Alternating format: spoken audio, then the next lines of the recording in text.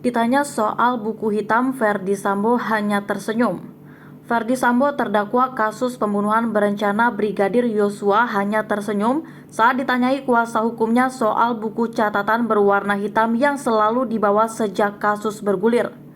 Buku hitam yang dipegang Ferdy Sambo, terdakwa pembunuhan Brigadir Yosua Huta Barat, menyisakan banyak pertanyaan publik.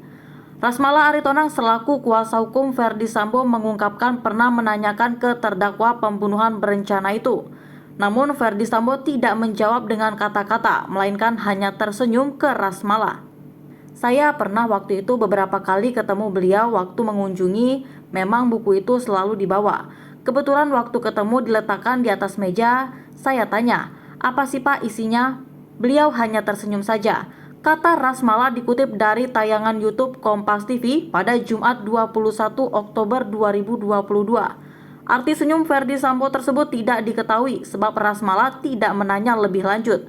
Saya juga nggak paham, saya nggak lanjutin pertanyaan saya. Hal itu karena sebelumnya ia belum banyak berinteraksi dengan Ferdy Sambo, sehingga ia lebih menjaga jika ada privasi yang belum ingin diungkapkan kliennya itu. Namun pada prinsipnya, dikatakan Rasmala seperti yang disampaikan Arman yang cukup dekat dengan Ferdy Sambo.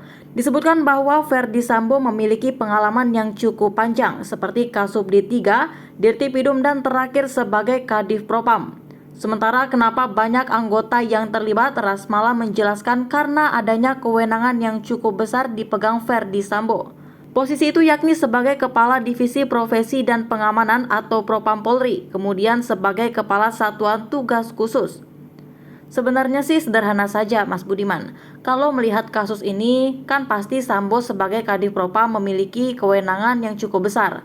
Tetapi memang kita melihat persoalan di kepolisian ini tidak sesederhana hanya melihat persoalan pada orangnya.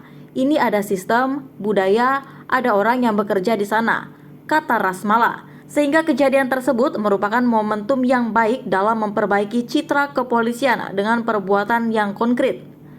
Saya pikir ini momentum yang sebenarnya, apalagi setelah kasus Pak Sambo. Ada kasus lain yang mengikuti ini menjadi PR besar untuk memikirkan bukan hanya soal individu di dalam, tetapi bagaimana memperbaiki sistem secara strategis, secara krusial untuk bisa melakukan perubahan yang lebih konkret dan lebih real. Saya lihat yang pertama Mas Budiman, yang mesti ada yaitu komitmen. Komitmen itu mesti ada. Kapolri mungkin sekarang kita lihat arahnya ke sana. Nah, pertanyaan kedua, blueprintnya ada atau tidak? Blueprint untuk memperbaiki itu sudah ada atau tidak? Kalau sudah ada, siapa yang melakukan? Siapa yang akan mengerjakan itu? Siapa yang diletakkan tanggung jawab untuk mengerjakan itu? Saya kira ke depan perlu dibawa ke diskusi yang lebih besar. Satu meja Kompas TV yang membahas buku hitam Sambo itu mengundang narasumber yakni Rasmala Aritonang sebagai kuasa hukum Ferdy Sambo. Kemudian Benny Mamoto, Ketua Harian Komisi Kepolisian Nasional atau Kompolnas. Lalu ada Sugeng Teguh Santoso, Ketua Indonesia Police Watch atau IPW. Sementara Taufik Basari, Komisi 3 DPR RI hadir melalui sambungan Zoom. Brigadir J meninggal dunia pada 8 Juli 2022 di rumah Ferdy Sambo di Duren 3, Jakarta. Brigadir J dimakamkan di Sungai Bahar, Jambi pada 11 Juli 2022. Awalnya, kabar meninggalnya Brigadir Yosua karena terlibat baku tembak dengan Baradae. Belakangan terkuak bahwa Brigadir Yosua tewas ditembak Ferdy Sambo.